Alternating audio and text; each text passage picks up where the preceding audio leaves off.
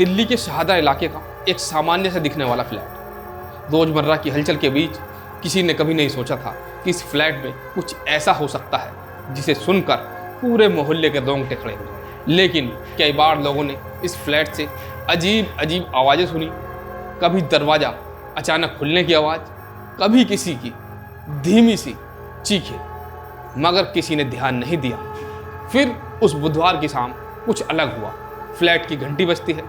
अंदर से दरवाज़ा खोलने वाली महिला, जिसकी उम्र लगभग 47 साल है, थकी हुई आंखों से बाहर खड़े आदमी को देखती है। उसके चेहरे पर कोई भाव नहीं है। दोनों के बीच कुछ देर बात होती है और फिर वह आदमी अंदर चला जाता है। फ्लैट का दरवाज़ा बंद होता है और अंदर की कहानी शुरू हो जाती है। लेकिन बाहर का दृश्य अभी खत्म नहीं हुआ था। कुछ ही मिनटों बाद उसी फ्लैट की घंटी दोबारा से बजती है और इस दरवाजे पर इस बार बाहर खड़ी होती है पुलिस की एक पूरी टीम। उनके पास एक गुप्त सूचना थी। कई हफ्तों से वो इस फ्लैट पर नज़र रखे हुए थे। पुलिस टीम ने छापा मारने का पूरा प्लान तैयार किया हुआ था। सादी वर्दी में हेड कांस्टेबल वीरेंद्र सिंह को ग्राहक बनाकर पहले ही अंदर भेजा गया था। वीरेंद्र ने अंदर जाते ही चारों ओर नज़र दौड़ाई।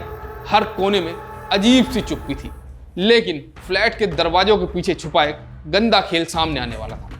वीरेंद्र ने जब रचना से बात की, जो कि फ्लैट की मालकिन थी, उसने बिना किसी झिझक के उसे अंदर बुला लिया। जैसे ही सब कुछ साफ हो गया, वीरेंद्र ने अपनी टीम को एक सिग्नल भेज दिया।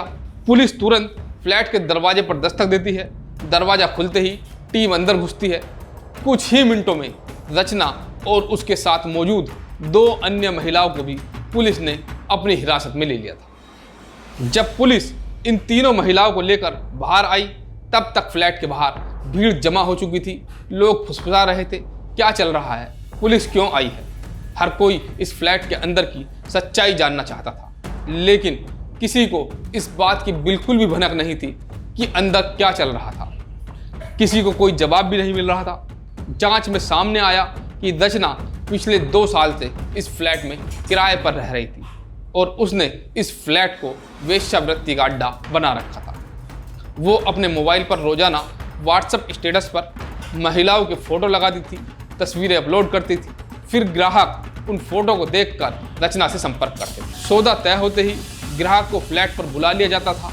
लेकिन इस गिरफ्तारी के बाद जब रचना से पुलिस ने पूछताछ की, तो उसने ऐसा खुलासा किया कि जिसने सबको चौंका दिया। रचना ने कहा, तुम लोग सोच रहे हो कि ये सिर्फ मेरा काम है।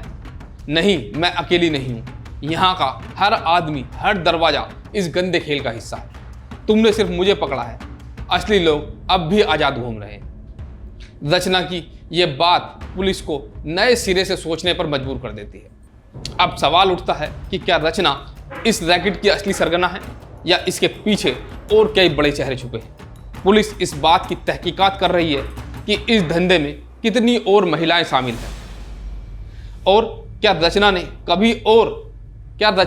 कभी और भी इसी तरह का रैकेट चलाया है। रचना ने बताया कि 12 साल पहले उसके पति की मौत हो गई थी। उस घटना के बाद से उसके पास पैसों की बहुत दिक्कत हुई थी। उसको जीवन चलाना मुश्किल हो गया था। इसीलिए वो इस धंधे में उतरी। लेकिन क्या यही सच्चाई है? पुलिस को शक है कि रचना सिर्फ एक मोहरा है, उसके पीछे और भी कई लोग शामिल हो सकते हैं। इसके साथ ही पुलिस ने इस मामले में 2 और अन्य महिलाओं को गिरफ्तार किया, जिनकी उम्र एक की 34 साल थी और एक 27 साल थी। और पुलिस ने इस तरह से इस एक बड़े रैकेट का पर्दाफाश किया।